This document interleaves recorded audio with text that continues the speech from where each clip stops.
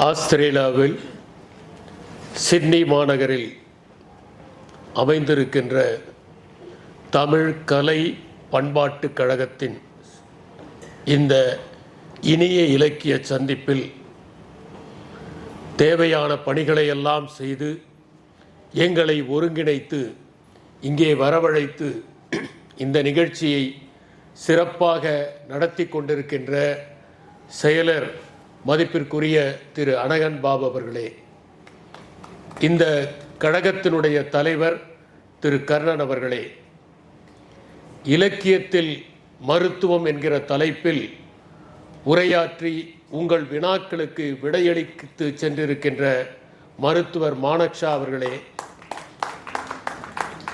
வரலாறு என்பது மண்ணுக்கு மேல் இருப்பது அல்ல, மண்ணுக்கு கீழ் இருப்பதுதான் உண்மையான வரலாறு என்பதை வெளிப்படுத்தி இருக்கின்ற மதிப்பிற்குரிய நண்பர் திரு அமர்நாத் அவர்களே, இங்கே தமிழ் கலை பண்பாட்டுக் கழகத்தில் பங்கேற்று இருக்கின்ற பெருமக்களே, சிட்னியில் வாழ்கின்ற தமிழ் ஆர்வலர்களே, இலக்கியத்தில் விருந்தோம்பல் என்கின்ற இந்த தலைப்பில் நான் பேசுவதற்கு முன்னால் இலக்கியத்தில் என்ன விருந்தோம்பலை பற்றி கூறியிருக்கிறதோ அவற்றையெல்லாம் வாழ்வில் எங்கள் முன்னால் நடத்தி காட்டிய மதிப்பிற்குரிய திரு செந்தில் பொன்னு ஆகிய தம்பதியோரே, நாங்கள் சிங்கையில் சந்தித்த போது எங்களை உற்சாகப்படுத்திய திரு மதிப்பிற்குரிய நடராஜன் அவர்களே, உங்கள் அனைவருக்கும் என்னுடைய அன்பான வணக்கங்களை தெரிவித்துக் கொள்கிறேன். இலக்கியத்தில் மருத்துவம் என்கிற தலைப்பில் மதிப்பிற்குரிய மருத்துவர் மானக்ஷா அவர்கள் இங்கே உரையாற்றி சென்றிருக்கின்றார். அவர் உடற்கூறு இயலையும் நன்றாக அறிந்தவர், மருந்துகள் எவ்வாறு உடலில் வேலை செய்யும் என்பதை தெளிவாக விளக்குகின்ற ஆற்றலும் அறிவும் படைத்தவர்.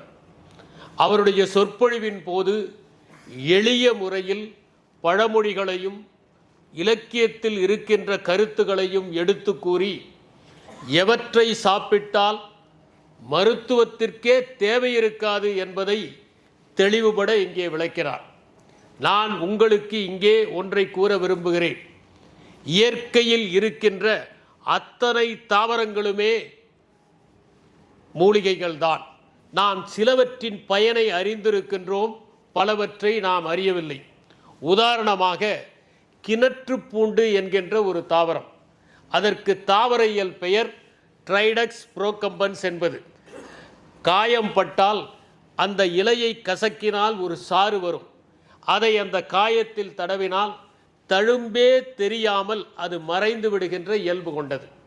அதை போலத்தான் இமயமலையிலே நாங்கள் மலையேற்றத்தை நிகழ்த்துகிற போது சில செடிகள் உடலின் மீது பட்டால் உடனே தடிப்பு ஏற்படும், நமைச்சல் ஏற்படும்.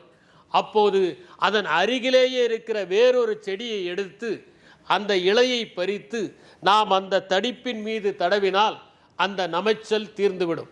இயற்கை எப்போதும் சமத்தன்மையோடு இருக்கிறது என்பதை நமக்கு உணர்த்தி கொண்டே இருக்கிறது. நாம் எட்டிக்காயை பற்றி கேள்விப்பட்டிருக்கிறோம். கசப்பு உள்ள ஒரு காய் எட்டிக்காய், நஞ்சுள்ளது என்று நாம் கூறுகின்றோம். நம் தமிழிலே ஒரு பழமொழி உண்டு, அளவுக்கு மிஞ்சினால் அமிர்தமும் விஷம் என்று. அளவுக்கு மிஞ்சினால் எப்படி அமிர்தம் விஷமாகிறதோ அதை போல அளவு குறைந்தால் நஞ்சும் மருந்தாகும் என்பது உண்மை. அந்த அடிப்படையில் தான் அந்த எட்டிக்காயிலிருந்து நக்ஸ் வாமிகா என்கிற ஒரு மருந்தை தயாரித்து வாந்தி வராமல் இருப்பதற்கு அதை மருத்துவர்கள் அளிக்கிறார்கள். அதனால் நாம் உண்ணுகிற போது உன்னிப்பாக உண்டால் நம் உடலில் இருக்கிற அத்தனை உபாதைகளும் வராமல் காப்பாற்றப்படும் என்கின்ற கருத்தை அவர் கூறி சென்றிருக்கின்றார். இலக்கியத்தில் விருந்தோம்பல் என்கின்ற தலைப்பில் என்னை பேசுவதற்கு அழைத்திருக்கிறார்கள். மனிதன் விலங்குகளிலிருந்து வேறுபடுவது இரண்டு காரணங்களால் தான். ஒன்று உழைப்பு, இன்னொன்று விருந்தோம்பல். மனிதனை தவிர மற்ற எந்த விலங்கும் உழைப்பது இல்லை. அது உணவுக்காக அலைகிறது, தேடுகிறது, பாய்கிறது, வேட்டையாடுகிறது, மேய்கிறது. ஆனால் மனிதன் மட்டும்தான் உணவின் தேவை முடிந்த பிறகும் இந்த உலகுக்கு பங்காற்ற வேண்டும் என்கின்ற ஒரே காரணத்திற்காக உடைத்து கொண்டிருக்கின்றான். இரண்டாவது, மனிதனிடம் இருக்கிற தனிப்பண்பு விருந்தோம்பல். மற்ற விலங்குகளிடம் இருப்பது விரோதமே தவிர விருந்தோம்பல் அல்ல. சமூகமாக வாழ்கிற விலங்குகள் தான் வேட்டையாடுகிற போது பகிர்ந்து உண்கின்ற இயல்பை ஏற்படுத்தி கொள்கிறது. மனிதன் தன்னுடைய 2 கால்களால் நிற்கிற போது கைகளை விடுவித்தான். அப்போது அவன் தனியாக இருந்து இந்த உலகத்தில் வேட்டையாட முடியாது என்பதை உணர்ந்தான். கூட்டாக சேர்ந்தால்தான் அவன் மற்ற விலங்குகளை வேட்டையாட முடியும் என்பதை அறிந்தான். அதன் பயனாக ஒன்றை அவன் கற்றுக்கொண்டான். சுயநலமாக இருப்பதுதான் சுயநலம் இல்லாமல் இருப்பது என்பது. அப்போதுதான் அவன் கூட்டாக சேர்ந்து வேட்டையாடுவதை தொடங்கினான். அப்போது காய்களையும் பழங்களையும் சாப்பிட்ட போது சுயநலமாக இருந்த அவன், தான் மட்டுமே உண்ட அவன், வேட்டையாடுகிற போது பெரிய மிருகங்களை எல்லாம் வீழ்த்துகிற போது அவற்றை பகிர்ந்து உண்பதற்கு ஆரம்பித்தான். ஏனென்றால் வைத்திருந்தால் கெட்டு போய்விடுமே என்று. அப்படி மாமிசத்தில்தான் முதல் மனித விருந்தே ஆரம்பமானது என்கின்றார் டெஸ்மண்ட் மாரிஸ் என்கின்ற வல்லுனர். அப்படி அவன் வேட்டையாடுகிற போது பகிர்ந்து உண்டான் என்பதில்தான் விருந்தோம்பல் தோன்றியது என்பதை நாம் படிக்கிற போது, வேட்டையாடுகிற விலங்குகளில் கூட மறைமுகமாக விருந்தோம்பல் இருந்திருக்கிறது என்பதை பார்க்கிறோம்.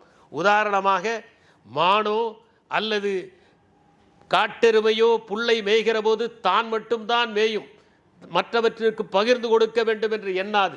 ஆனால் சிங்கமோ புலியோ வேட்டையாடினால் தனக்கு வேண்டியதை சாப்பிட்டு விட்டு அந்த இடத்தை காலி செய்துவிடும்.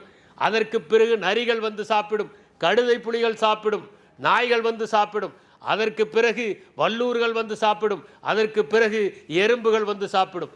இதனால் தான் ஒரு கானகத்திலே ஒரு புலி இருந்தால் மானும் இருக்கும், மயிலும் இருக்கும், காட்டெருமைகளும் இருக்கும், நரிகளும் இருக்கும், காட்டுப்பன்றிகளும் இருக்கும், சமத்தன்மை இருக்கும் என்பதனால் சுற்றுச்சூழலியலில் உச்சத்தில் இருக்கிறது புலி என்று நாம் கூறுகின்றோம். மனிதர்கள் குடும்பமாக வாழ ஆரம்பித்த போது அவர்கள் சுயநலமாக இருந்தாலும் அவர்களிடம் நீதி, நேர்மை, அறம் என்கின்ற ஒன்று பலவீனமானவர்களை பாதுகாப்பதற்காக தோன்றியது. அதன் பலனாக அவன் எளியவர்களை, பலவீனமானவர்களை நாம் காப்பாற்ற வேண்டும் என்கின்ற எண்ணத்தோடு வாழத் தொடங்கினான். அதன் நீட்சியாகத்தான் விருந்தோம்பல் என்கிற பண்பு உதயமானது. நாம் விருந்தோம்பலை எவ்வளவுதான் பாராட்டினாலும் ஒரு சிலர் பேசுகிற போது தேன் ஒழுக ஒழுக பேசுவார்கள்.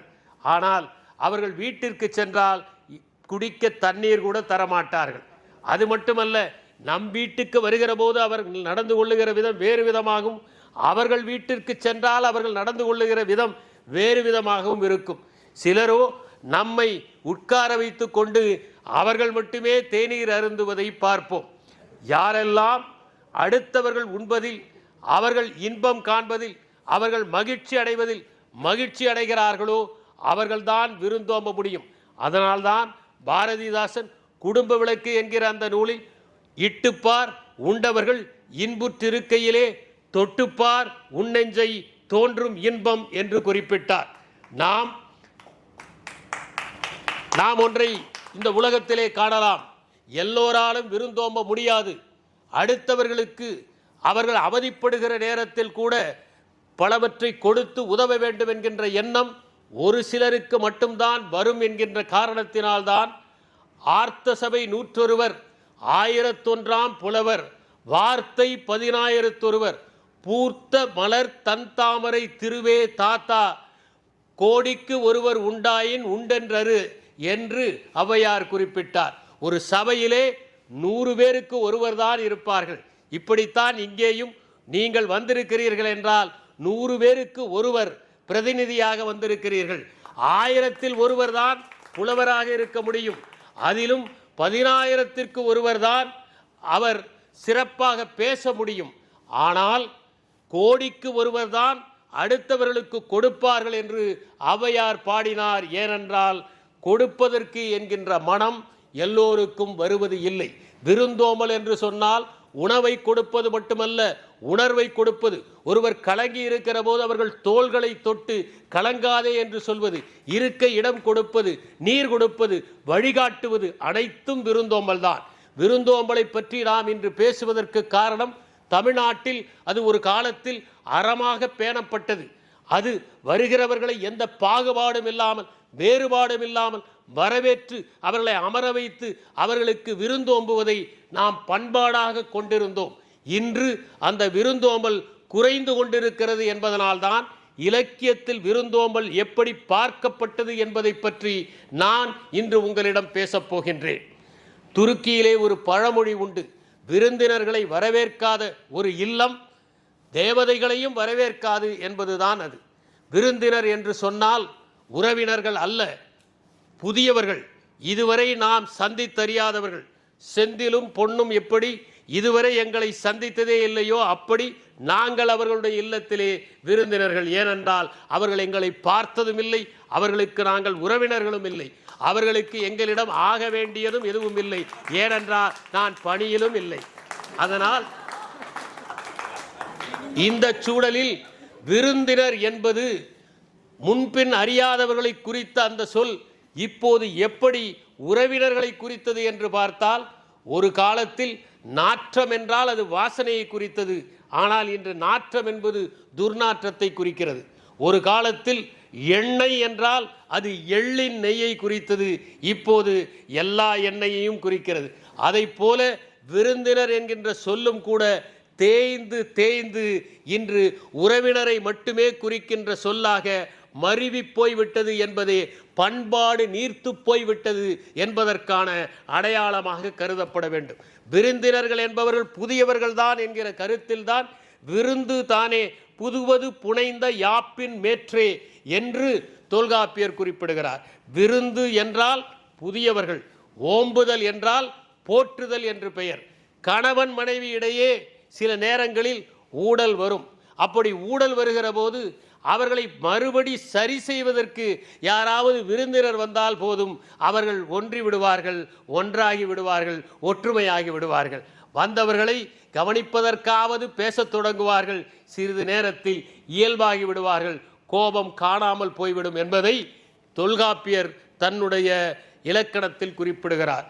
அவர் தோழி, தாயே, பார்ப்பன், பாங்கன், பாணன், பாட்டி, இளையோர், விருந்தினர், கூத்தர், விரலியர், அறிவர், கண்டோர், யாத்த சிறப்பின் வாயில்கள் என்ப என்று தொல்காப்பியத்தில் குறிப்பிடுகிறார். இவர்களெல்லாம் சேர்ந்துதான் கணவன் மனைவிக்குள் ஏதாவது பிணக்கு இருந்தால் அவர்கள் சேர்வதற்கு உதவியாக இருப்பார்கள் என்று குறிப்பிடுகிறார். அதே தொல்காப்பியர் எந்த ஒரு நல்ல நிகழ்வு இருந்தாலும் வருகிறவர்களுக்கெல்லாம் உணவு படைப்பது தமிழ்நாட்டுடைய பண்பாடாக இருந்தது என்று குறிப்பிடுகிறார். அருந்தொழில் முடித்த செம்மற் காலை விருந்தோடு நல்லவை வேண்டற் கண்ணும் என்கின்றார். ஒரு நல்ல செயலை செய்தால், ஒரு சாதனையை செய்தால், ஒரு போரிலே வென்றால், ஒரு பரிசு பெற்றால், ஒரு வீரத்தை சாதித்தால் நாம் நம்மை சார்ந்தவர்கள் மட்டுமல்ல வருகிறவர்களுக்கெல்லாம் உணவு படைக்க வேண்டும் என்கிற கருத்தை தொல்காப்பியர் தெளிவுபட கூறுகிறார். ஏனென்றால் அப்படி செய்கிற போதுதான் மனம் மகிழ்ச்சியாக இருக்கும் என்கின்ற அடிப்படையில் அவர் கூறுகின்றார். அதனால் தமிழ் இலக்கியங்களை பொறுத்தவரை விருந்தினர் என்றால் முன்பின் தெரியாதவர்களை வரவழைத்து அவர்களுக்கு உணவு படைப்பதுதான் என்பதால் தான் நம்முடைய புறநானூற்றிலே யாழை வைத்து வருகிற விருந்தினர்களுக்கு உணவு படைத்தார்கள், வாளை வைத்து அடகு வைத்து உணவு படைத்தார்கள் என்பதையெல்லாம் பார்க்க முடிகிறது. ரவீந்திரநாத் தாகூர் மிகச் சிறந்த ஒரு பாடலை எழுதியிருக்கிறார். என் வீட்டிற்கு வந்த விருந்தினர்களே, நீங்கள் அதிகாலையிலும் வந்தீர்கள், நள்ளிரவிலும் வந்தீர்கள், நீங்கள் இசைக்கருவிகளை கொண்டு வந்தீர்கள், இனிய நாதத்தை கொண்டு வந்தீர்கள், ஒளி விளக்குகளை கொண்டு வந்தீர்கள்.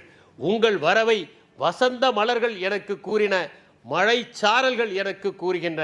நீங்கள் இந்த வீட்டிலிருந்து சென்றபோது கடவுளின் கால் தடங்களை விட்டு சென்றீர்கள். என் வாழ்வின் இறுதி யாத்திரையில் நான் இருக்கிறேன், என் வாழ்த்து மலர்களை நான் விட்டு செல்கிறேன், வணக்கத்திற்குரிய என்னுடைய விருந்தினர்களே என்று குறிப்பிடுகின்றார்.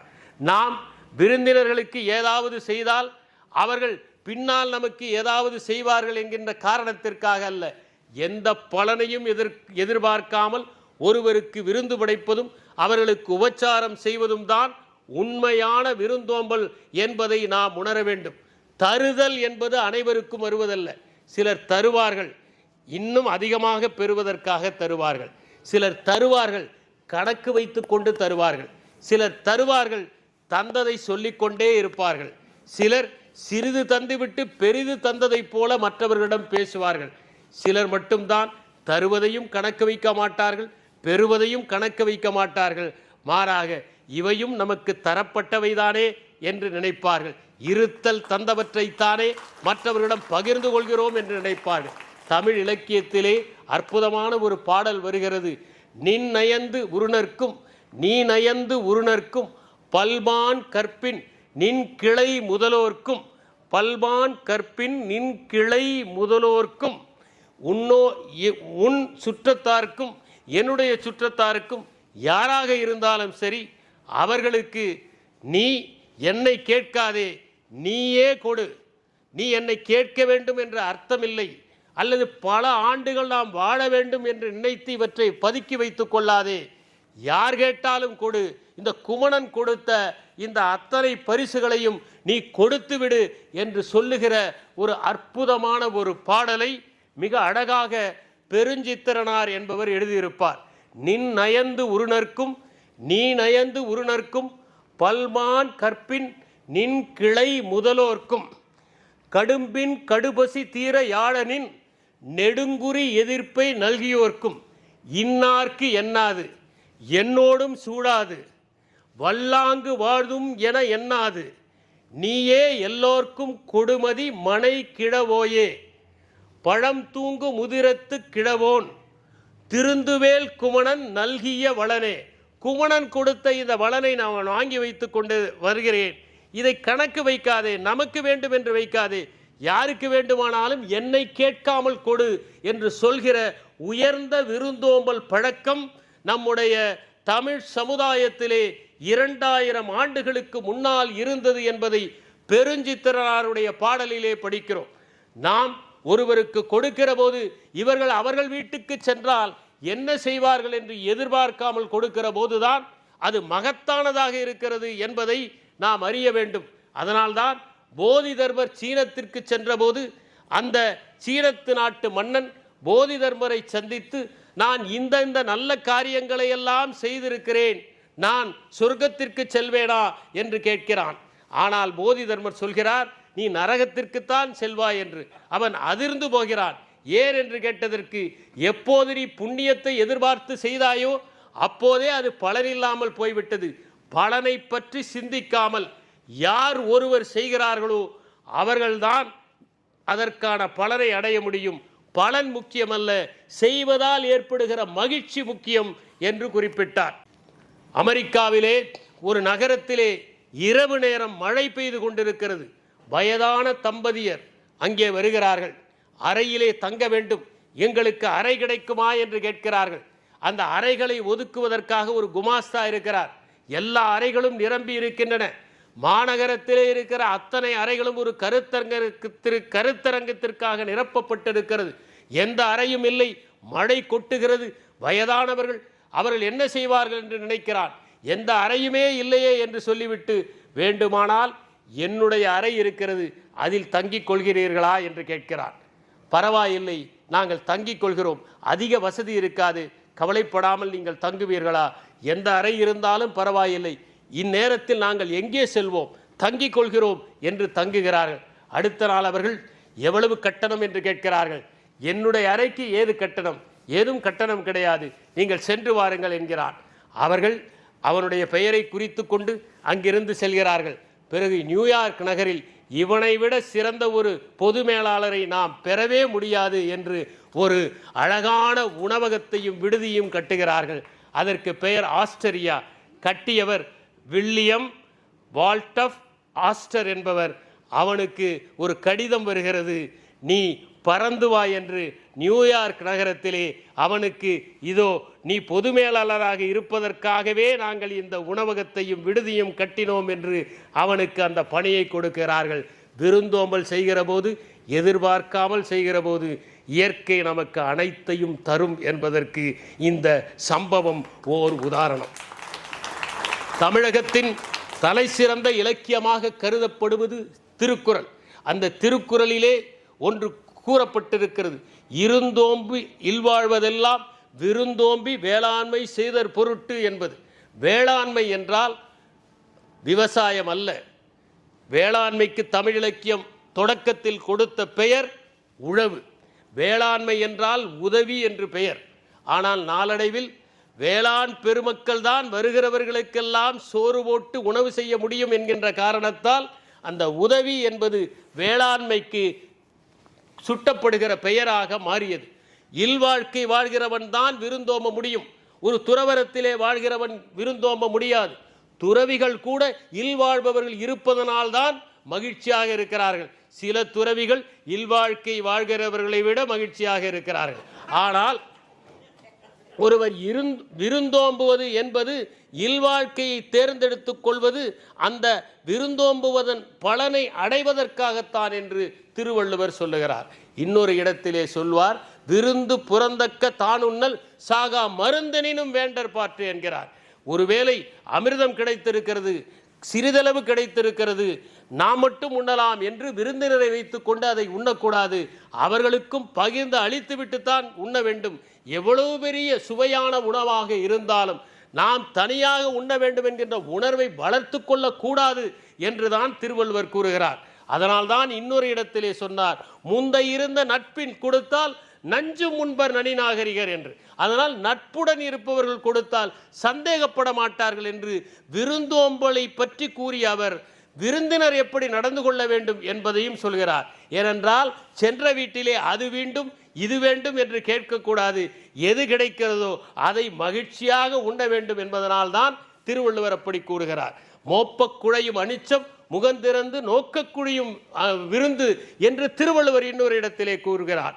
விருந்தினர்கள் வருகிற போது அவர்களை நாம் வரவேற்கிற விதத்திலேயே அவர்கள் முகம் மலர்ச்சி அடைய வேண்டும். அவர்கள் வருகிற போது நாம் எவ்வாறு நடந்து கொள்கிறோம் என்பது மிகவும் முக்கியம். அவர்கள் வருகிற போது நாம் சிந்துகிற புன்னகை தான் பூங்கொத்து, பொலிவான முகமே பொன்னாடை, கண்மலர்ச்சியே கற்கண்டு, பரவசமே பன்னீர், அவர்களை வரவேற்கும் விதமே வாழ்த்துப்பா, நடத்தி செல்லுகின்ற விதமே பந்தல். இப்படி அவர்களை மகிழ்ச்சியாக அழைத்து சென்றால்தான் அவர்கள் நம்முடைய வீட்டிலே நிம்மதியாக தங்குவார்கள் என்று திருவள்ளுவர் குறிப்பிடுகின்றார். ஒருவருக்கு எந்த அளவிற்கு முகமலர்ச்சி இருக்க வேண்டுமோ அந்த அளவுக்கு முகமலர்ச்சியாக நாம் நடந்து கொண்டால்தான் அவர்கள் வீட்டிலே இருக்கிற போது உறுத்தல் இல்லாமல் இருத்தல் மகிழ்ச்சியாக இருக்கும் என்பது அவருடைய கோட்பாடு.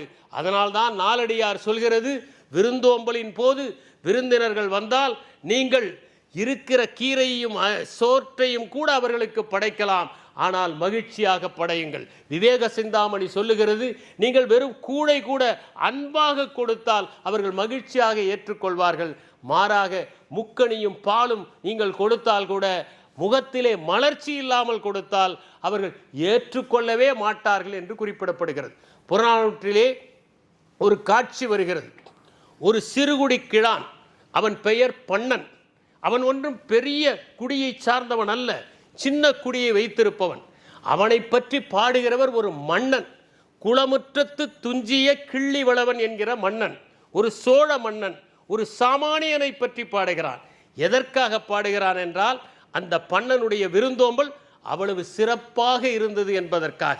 சோறுடை கையர் வீறு வீறு எங்க இருகிளை சிறார் காண்டும் கண்டும் மற்றும் முற்றும் வினவுதும் தெற்றன பசிப்பினி மருத்துவன் இல்லன் அணித்தோ செய்தோ கூறுமின் எமக்கே என்று. அதாவது ஒருவன் உணவு படைக்கிறான், பசியோடு இருக்கிறவர்களெல்லாம் அந்த உருண்டைகளை பெற்றுக்கொண்டு செல்கிறார்கள். வழியிலே வருகிறவர்கள் அந்த பசிப்பிடி மருத்துவனுடைய இல்லம் அருகில் இருக்கிறதா தூரமாக இருக்கிறதா அவ்வளவு பசி அவர்களுக்கு, அவர்களை வினவுகிறார்கள். தமிழிலே விருந்தோம்புகிறவன் ஒருவனுடைய பெயரை பசிப்பிடி மருத்துவன் என்று கூறுகின்ற அந்த அற்புதமான வார்த்தையை நாம் நேசிக்க முடியும். ஏனென்றால் பசியும் ஒரு பிணிதான். இன்னும் சொல்ல போனால் பசியால் தான் பல பிணிகள் தொடங்குகின்றன, உணவால் தான் பல பிணிகள் தொடங்குகின்றன. அதனால் யாரெல்லாம் உணவை சரியாக உண்ணாமல் இருக்கிறார்களோ அவர்கள் பிணியின் பால் பீடிக்கப்படுகிறார்கள் என்பதை மறைமுகமாக சொல்லுகின்ற அற்புதமான புறநானூற்று பாடலை நாம் பார்க்க முடிகிறது. இன்னொரு இடத்திலே நான் விருந்தோம்பலை பற்றி படித்தேன். விருந்தினர் ஒருவருடைய இல்லத்திற்கு சென்று விட்டார். அங்கே கணவனும் மனைவியும் மகா கஞ்சர்கள். யாருக்கும் விருந்தோம்பவே கூடாது என்று நினைப்பவர். இந்த விருந்தினர் வந்ததும் அவர்கள் இருவரும் எப்படியாவது இவரை விரட்ட வேண்டும் என்பதற்காக சண்டை போடுவது போல நடிக்கிறார்கள். கணவன் அடிப்பதைப் போல, மனைவி அழுவதைப் போல நடிக்கிறார்கள். வந்த விருந்தினரோ அதைவிட பெரியாள். அவன் அங்கே மச்சில் ஏறி இது நடிப்புதான் என்பதை தெரிந்து கொண்டு காத்திருக்கிறான். இவர்கள் இருவரும் அந்த போலி சண்டையை முடித்துவிட்டு வெளியே வந்து விருந்தினர் இல்லை என்பதை தெரிந்து கொண்டு, நான் எப்படி அடிப்பது போல அடித்தேன் என்றான் கணவன். நான் எப்படி அழுவதைப் போல அழுதேன் என்றாள் மனைவி. நான் எப்படி போவதைப் போல மறுபடியும் வந்துவிட்டேன் என்று அவன் கீழே இறங்கி வந்தான். இப்படி ஒரு கதை உண்டு. இப்படி விருந்தினர்களை துரத்துவதற்காக சண்டை போடுபவர்கள் உண்டு. முல்லா நஸ்ருதீன் வீட்டில் ஒரு விருந்தினர் சாப்பிட்டு கொண்டிருந்தார். முல்லா அவருக்கு தோசை தயாரித்து போட்டுக்கொண்டே இருந்தார். வந்தவர் சாப்பிட்டு கொண்டே இருந்தவர் திடீரென, போதும், ஏற்கனவே 5 தோசை சாப்பிட்டு விட்டேன் என்றார். உன்னே முல்லா, இது 11வது தோசை, இதையெல்லாம் யார் எண்ணிக்கொண்டிருக்கிறார்கள் என்று குறிப்பிட்டார். இப்படி கணக்கு பார்த்து கொண்டு விருந்தோம்பவர்கள் உண்டு. புறநானூற்றிலே ஒரு காட்சி. யானைகளை வேட்டையாடுகிற ஒருவன். அந்த வேடன் பலாமரத்தடியிலே படுத்திருக்கிறான். அங்கே முசுண்டை கொடி படர்ந்திருக்கிறது. அந்த முசுண்டை கொடி பந்தலே தேவையில்லை என்கின்ற அளவிற்கு அடர்த்தியாக படர்ந்திருக்கிறது. அந்த வேட்டுவன் அங்கே படுத்திருக்கிறான். அவனுடைய மனைவி அங்கே இருக்கிறாள். அவள் மானின் தோள் மீது திரையை காய வைத்திருக்கிறாள். அப்போது அவள் வளர்த்த பார்வை மானும் இன்னொரு கானகத்திலே வருந்த ஆண் மானும் ஒன்றை ஒன்று இன்புறு நிலையில் மகிழ்ச்சியாக இருக்கின்றன.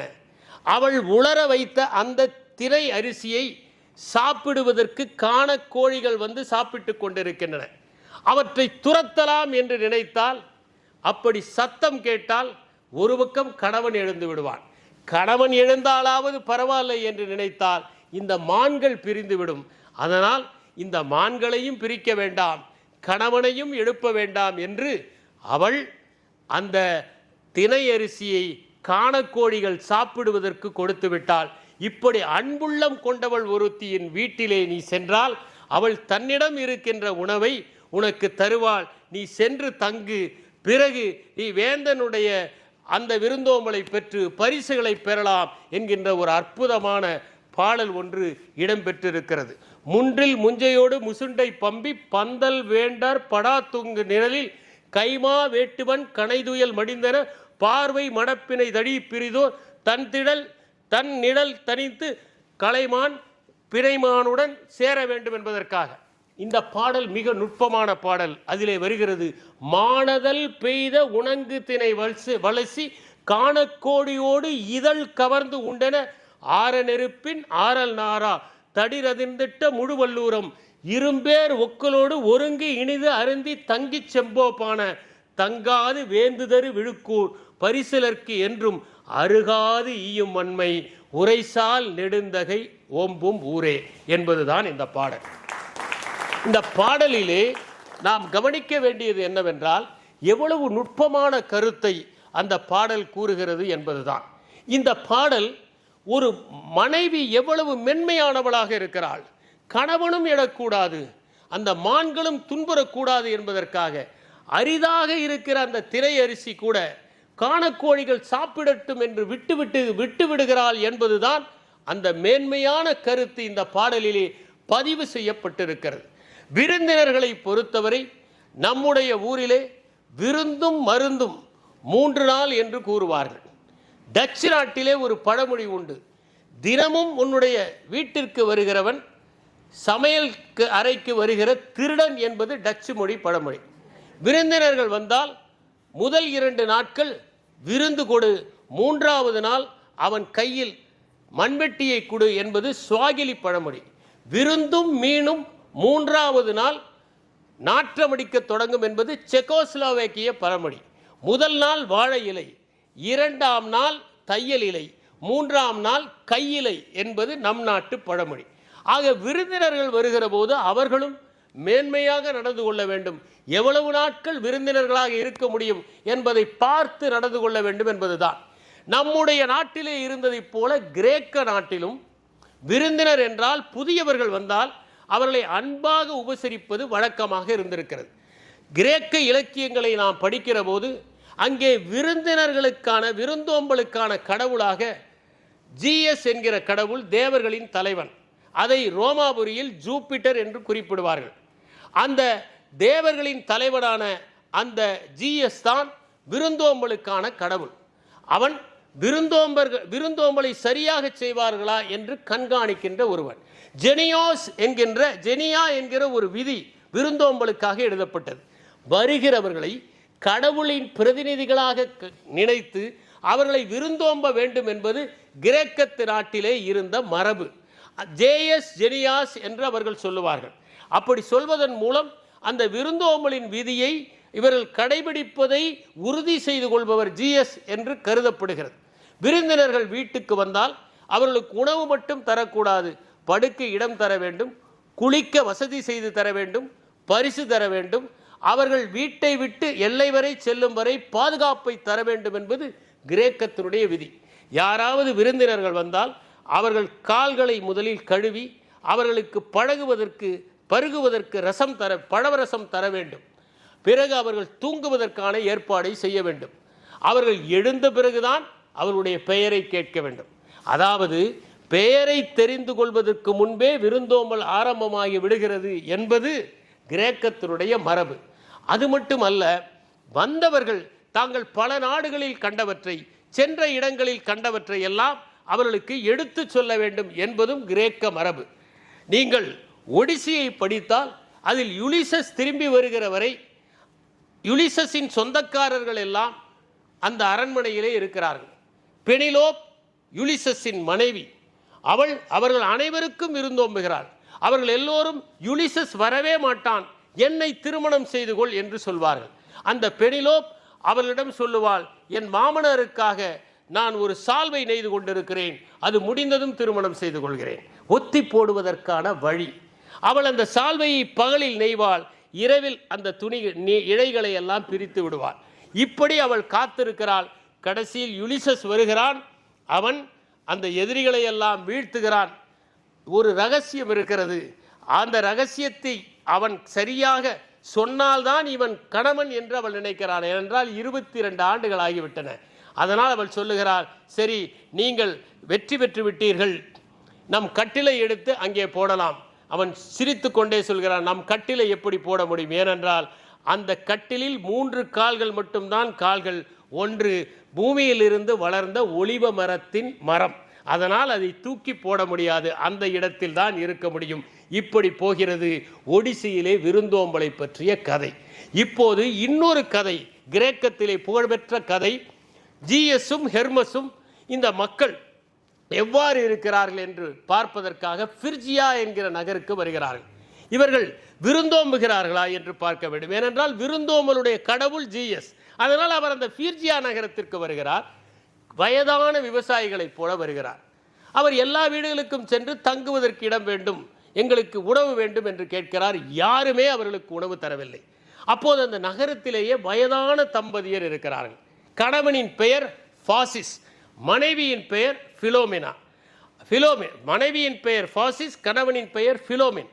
அவர்களை சென்று அவர் சந்தித்ததும் அவர்கள் இருவரும் வரவேற்று கட்டிலில் அமர வைக்கிறார்கள், அன்பாக உபசரிக்கிறார்கள்.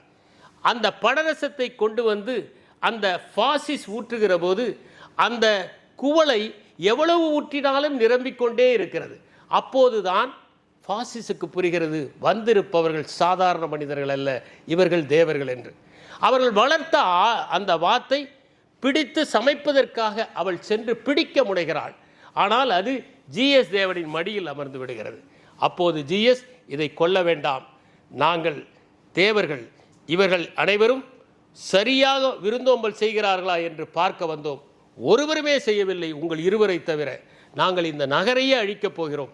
அதனால் நீங்கள் இங்கிருந்து அந்த உயரமான மலைக்கு சென்று தஞ்சமடையுங்கள், நகரை நாங்கள் அழித்தது பாருங்கள், நீங்கள் வாழ்ந்த இந்த இடத்தை நாங்கள் ஒரு கோயிலாக மாற்றப் போகிறோம், உங்களுக்கு என்ன வேண்டும் என்று கேட்கிறார்.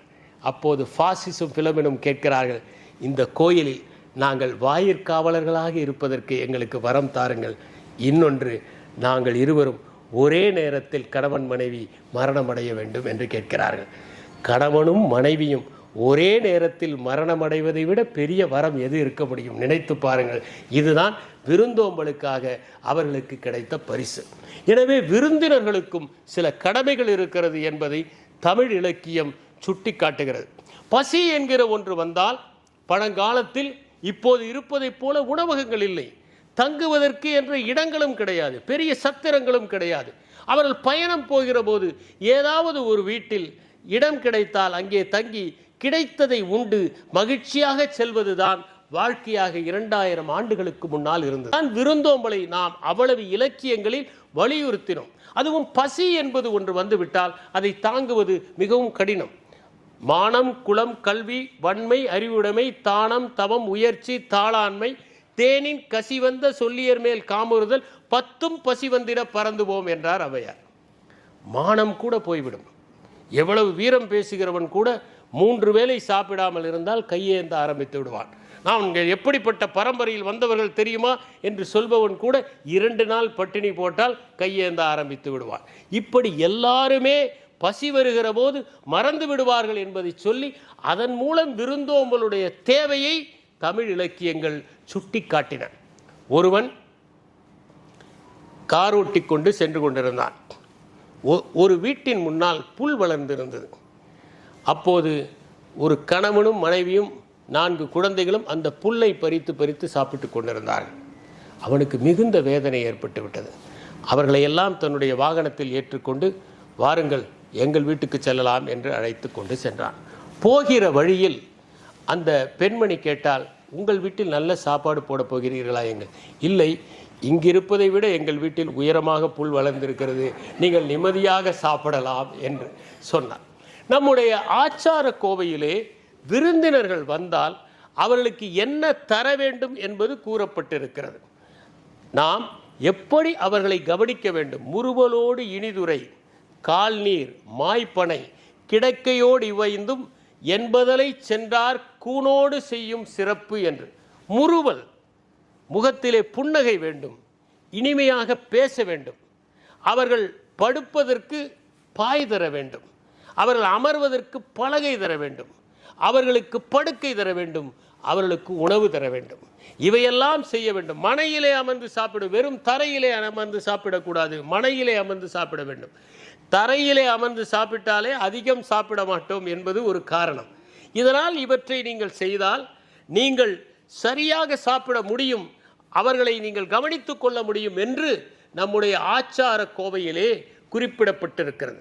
ஒருவருக்கு செய்யக்கூடிய அறம் என்பது 3 தான் என்று மணிமேகலை நமக்கு வகுத்து தந்திருக்கிறது. அதனால்தான் அறமெனப்படுவது யாதெனின் மறவாதிகள் மண்ணுயிர்க்கெல்லாம் உண்டியும் உடையும் உரையிலும் அற்றது கண்டதில் என்று குறிப்பிடுகிறது.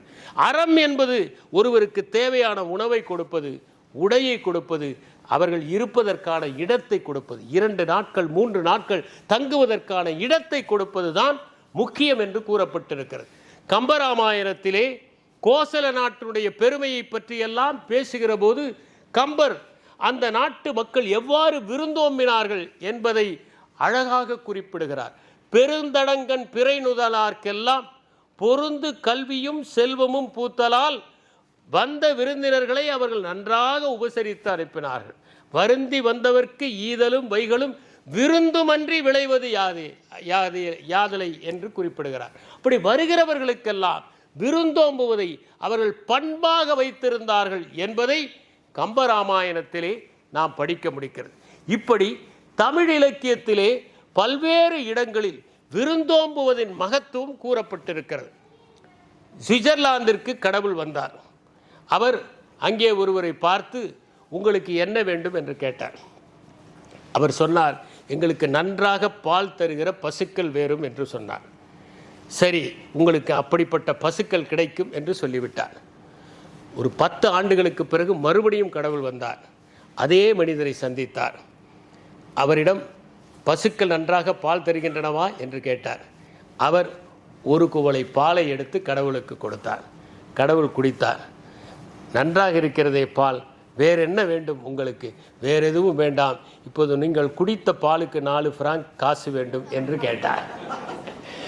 அப்படி இல்லாமல் வருகிறவரிடம் எதையும் எதிர்பார்க்காமல் செய்வதுதான் விருந்தோம்பலாக இருக்க முடியும். நம்முடைய தமிழ் இலக்கியங்களில் வருகிறவர்களை எவ்வாறு உபசரிப்பது, எப்படி பண்டங்களை பரிமாறுவது என்பது கூட மிக அழகாக கூறப்பட்டிருக்கிறது. பரிமாறுவது என்பது சமைப்பதைப் போல ஒரு கலை. இன்னும் சொல்ல போனால் சமைத்ததை அழகாக பரிமாறுவதில் தான் விருந்தோம்பல் இருக்கிறது.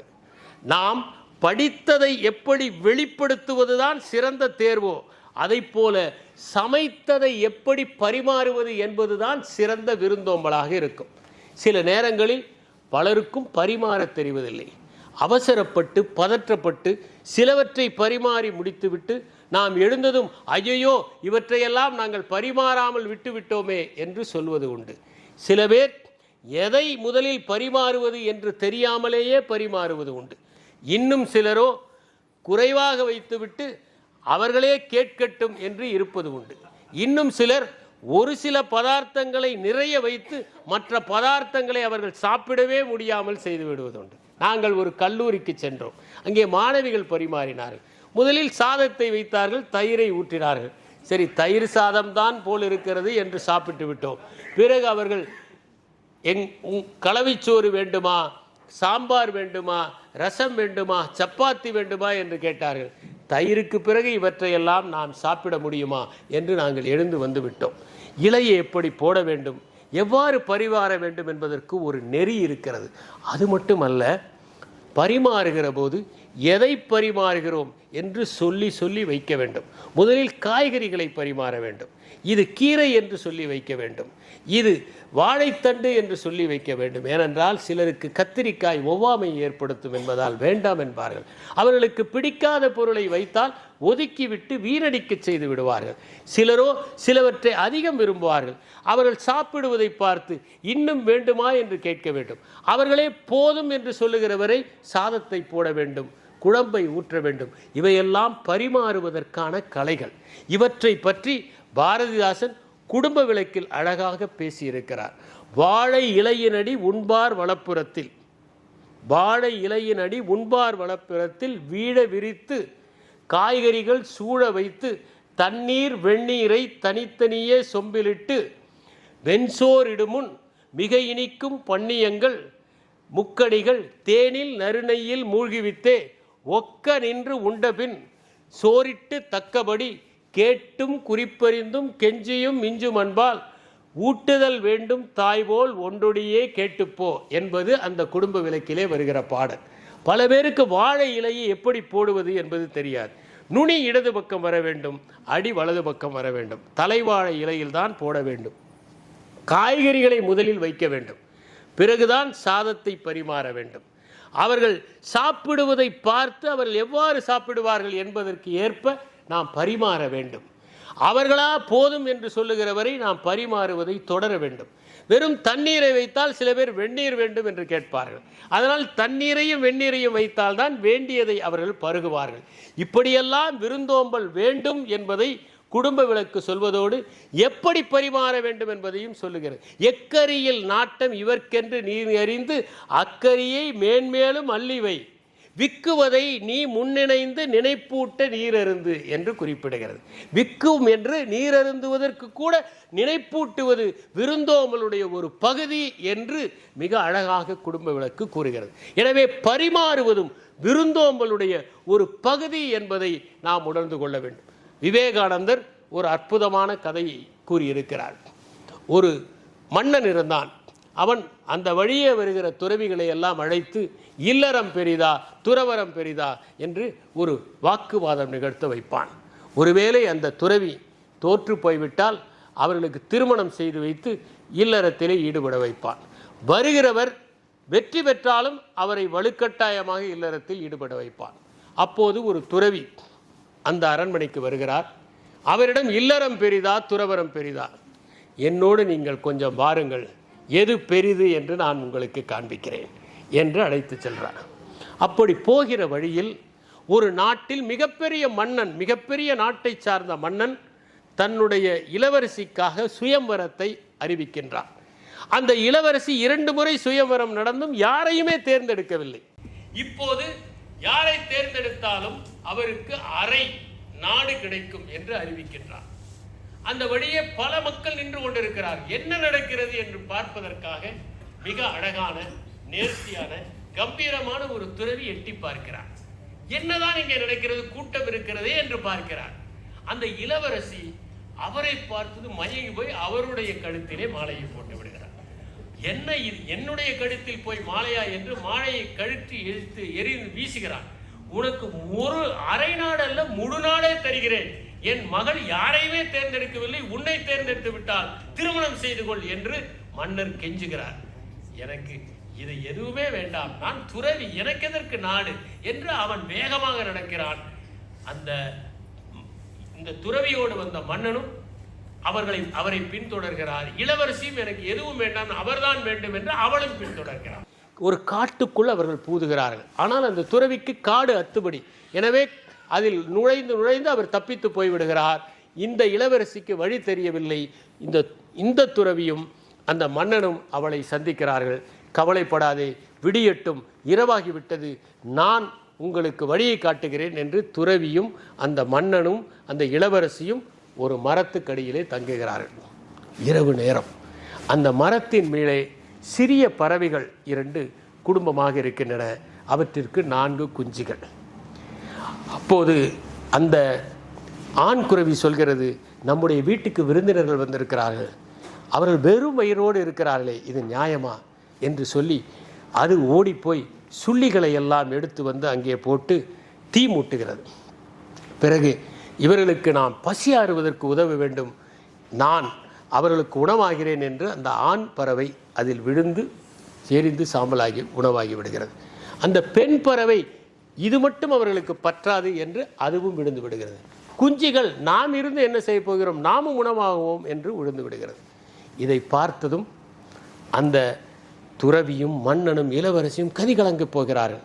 பிடியும் போது அந்த இளவரசியை கொண்டு வந்து நாட்டில் விட்டுவிட்டு அந்த மன்னனோடு போகிற போது துறவி சொல்லுகிறார், நீ பார்த்தாயா, இல்லறமாக ஒருவன் வாழ்ந்தால் அந்த குருவிகளைப் போல இருந்தால் அந்த இல்லறம் சிறந்தது, துறவரமாக ஒருவன் வாழ்ந்தால் நாடே வேண்டாம் என்று சொல்லி உதறிவிட்டு போனானே, அந்த துறவியைப் போல இருந்தால் துறவரம் சிறந்தது, இதுதான் நீ அறிந்து கொள்ள வேண்டியது என்று சொன்னார். மன்னன் ஒப்புக்கொண்டான் என்பது விவேகானந்தர் சொல்கிற அந்த அற்புதமான கதை. எனவே இல்லறம் என்பதே விருந்தினர்களை பேணுவதற்காகத்தான். டால்ஸ்டாய் 2 அற்புதமான கதைகளை எழுதியிருப்பார். மார்ட்டின் என்கிற ஒரு செருப்பு தைக்கிற தொழிலாளி, அவன் மனைவியோடும் ஒரு மகனோடும் வாழ்கிறான். அவனுக்கு பார்க்கிற மனிதர்களை முகம் கூட தெரியாது, கால்கள் தான் தெரியும். கால்களை பார்த்தால் இவர்களுக்கு எப்படிப்பட்ட காலணிகளை செய்யலாம் என்றே யோசிப்பான். அவன் மனைவி இறந்து விடுகிறாள், அவனுடைய மகனும் இறந்து விடுகிறான். அவன் வேத ஆகமத்தை படித்து படித்து சகல நேரமும் இறைவனை நினைத்து கொண்டு தன்னுடைய பணியை செய்கிறான். ஒரு நாள் இரவு அவனுக்கு ஒரு கனவு வருகிறது. அடுத்த நாள் இறைவன் அவனுடைய வீட்டுக்கு விருந்து உண்ணப்போவதாக. அவன் எல்லாவற்றையும் சமைத்து வைத்து கொண்டு இறைவன் வருவார் வருவார் என்று காத்து கொண்டிருக்கிறான். ஆனால் ஒரு வயோதிகர் வருகிறார், உணவு கொடுக்கிறான். ஒரு யாசகன் வருகிறான், உணவு கொடுக்கிறார். ஒரு மூதாட்டி வருகிறார், உணவு கொடுக்கிறார். எல்லோருக்கும் உணவு கொடுத்துவிட்டு மாலை வேளையில் இறைவன் இன்னும் வரவே இல்லையே என்று பார்க்கிறான். பிறகு சமாதானம் செய்து கொள்கிறான். இறைவன் தான் இவர்களை எல்லாம் அனுப்பி வைத்தான், அவர்களுக்கு நாம் விருந்தோம்பினோம் என்று மகிழ்ச்சி அடைகிறான். இன்னொரு அற்புதமான கதையை டால்ஸ்டாய் எழுதியிருப்பார். தேவதைகளின் தலைவி ஒரு தேவதையை ஒரு பெண்ணுடைய உயிரை கவர்ந்து இழுத்து வருமாறு அனுப்புகிறார். அந்த பெண் அப்போதுதான் 3 குழந்தைகளை பிரசவித்திருக்கிறார். ஒன்று பால் குடிக்கிறது, ஒன்று அழுகிறது, ஒன்று தூங்குகிறது. தவறான ஆணையை கொடுத்து விட்டார் நம் தலைவி. நாம் இந்த உயிரை கவரக்கூடாது என்று அந்த தேவதை திரும்பி சென்று விடுகிறது. சென்று நீங்கள் தவறான ஆணையை பிறப்பித்தீர்கள், நான் அந்த உயிர்களை கவர மாட்டேன் என்று சொல்லிவிட்டது. தேவதையின் தலைவிக்கு கோபம் வந்துவிட்டது. நீ பூ உலகில் சென்று மனிதனாக பிறப்பாய் என்று சாபம் கொடுத்தது. எல்லா சாபத்துக்கும் ஒரு சாப விமோச்சனம் இலவச இணைப்பாக கிடைக்கும். எப்படி நான் மறுபடியும் இந்த தேவலோகத்திற்கு வருவது? நீ 3 முறை சிரிப்பாய், சிரித்த பிறகு நீ தேவலோகத்திற்கு வந்து விடுவாய், போ என்று அனுப்பி வைத்தது. ஒரு செருப்பு தைக்கிற தொழிலாளி தன்னுடைய குழந்தைகளுக்கும் மனைவிக்கும் உடைகள் வாங்க வேண்டும் என்பதற்காக அந்த குளிர்காலத்தில் சந்தைக்கு வருகிறான். ஆனால் அங்கே ஒருவன் குளிரிலே நடுங்கிக் கொண்டு உடையே இல்லாமல் இருப்பதை பார்க்கிறான். அந்த குளிரே இல்லாமல் நடுங்கிக் கொண்டிருப்பது தான் அந்த தேவதை. அவனுக்கு கருணை பிறக்கிறது. துணியை வாங்கி அவனுக்கு கொடுத்து அவனை வீட்டிற்கு அழைத்து செல்கிறான். மனைவிக்கும் வாங்கவில்லை, குழந்தைகளுக்கும் வாங்கவில்லை. வீட்டிற்கு சென்றது மனைவிக்கு கடும் கோபம், கண்டபடி திட்டுகிறார். ஒரு தண்டத்தை போய் அழைத்து வந்திருக்கிறாய், எல்லா பணத்தையும் செலவழித்து விட்டாய் என்று. அப்போது அந்த தேவதை முதல் முறையாக சிரிக்கிறது. ஏன் சிரித்தாய்? பிறகு சொல்கிறேன். சொல்லவில்லை. பிறகு ஒரே வாரத்தில் காலணிகளை எப்படி தைப்பது என்பதில் நிபுணனாக அந்த தேவதை ஆகிவிடுகிறது. அதனால் நிறைய பேர் காலணிகளை தைப்பதற்காக வருகிறார்கள். பணம் கொட்டு கொட்டென்று கொட்டுகிறது. மன்னனுக்கும் இந்த செய்தி கிடைக்கிறது. தன்னுடைய கால் அளவை கொடுத்து அனுப்புகிறான். அந்த சேவகன் வந்து மன்னருக்கு மூடு காலணி ஒன்றை செய்து தர வேண்டும் என்று கேட்கிறான். ஆனால் இந்த தேவதை அவனுக்கு மிருதுவான செருப்புகளை தைத்து விடுகிறது. கடுமையான கோபத்தில் அந்த செருப்பு தொழிலாளி தேவதையை திட்டுகிறான். அப்போதும் சிரிக்கிறான். அந்த தேவதை சிரிக்கிறது.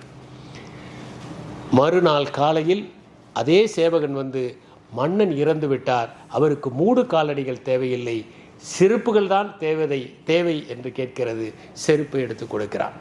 அந்த செருப்பு தொழிலாளி மன்னிப்பு கேட்கிறான். ஏன் நேற்று சிரித்தாய்? பிறகு சொல்கிறேன். அதற்கு பிறகு ஒரு நாள் ஒரு வளம் மிகுந்த செல்வ சீமாட்டி ஒருத்தி 3 குழந்தைகளை அழைத்து கொண்டு அங்கே வந்து செருப்புக்கு அளவு கொடுக்கிறாள். அவள் சென்றதும் இந்த தேவதை சிரிக்கிறது. ஏன் சிரிக்கிறாய் என்று அவன் சொல்லுகிறான். எல்லாவற்றையும் சொல்கிறான். முதலாவதாக, நான் தேவதையாக இருந்தேன், உயிரை கவர மறந்ததால் நான் சாபத்தினால் இங்கே வந்தேன். முதன்முறை உன் மனைவி திட்டிய போது ஏன் சிரித்தேன் என்றால், வந்திருக்கின்றவன் எவ்வளவு பெரிய அதிர்ஷ்டத்தை கொண்டு வரப்போகிறான் என்று தெரியாமல் விருந்தாளியை உன் மனைவி திட்டினாள், அதனால் நான் சிரித்தேன், அவளுக்கு எதிர்காலம் தெரியவில்லையே என்று.